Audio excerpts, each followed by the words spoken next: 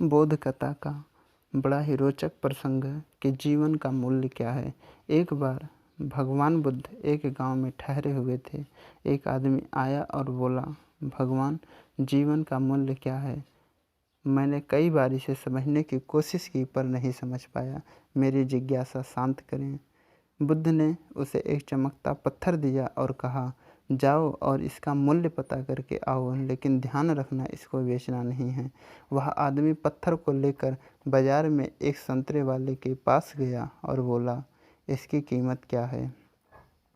संतरे वाले ने चमकीले पत्थर को देखकर कहा, यह पत्थर वैसे मेरे काम का नहीं है, पर फिर भी तुम इसके 12 संतरे ले लो और मुझे दे दो।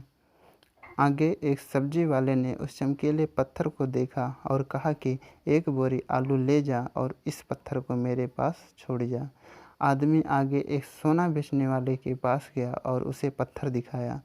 सुनार उस चमकीले पत्थर को देखकर बोला, एक सहस्र स्वर्ण मुद्राओं में बेच दो। आदमी ने मना कर दिया तो सुनार बोला, 4 सहस्र स्वर्ण मुद्राओं में दे दो।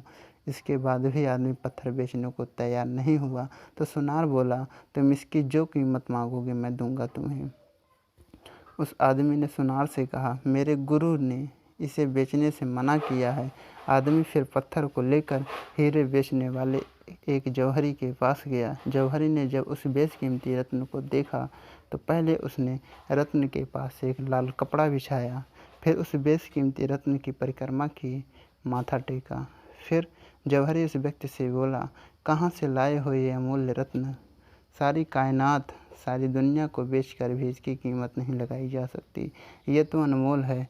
वह आदमी हैरान परेशान होकर सीधे बुद्ध जी के पास आया, सारी बात बताई और बोला, अब बताओ भगवान, मानवीय जीवन का मूल्य क्या है? बुद्ध जी बोलते हैं, संतरे वाले को जब आपने पत्थर दिखाया तो उसने इसकी कीमत 12 संतरे लगाई। सब्जी वाले ने इसकी कीमत 1 बोरी लगाई, जबकि सुनार ने 4 सहस्र स्वर्ण मुद्राएं और जौहरी ने इसे अनमोल बताया। अब यही बात मानव जीवन के साथ भी है। तुम बेशक हीरा हो, लेकिन ध्यान रखना कि सामने वाला तुम्हारी कीमत अपनी सामर्थ्य और अपनी जानकारी के अनुसार ही लगाएगा।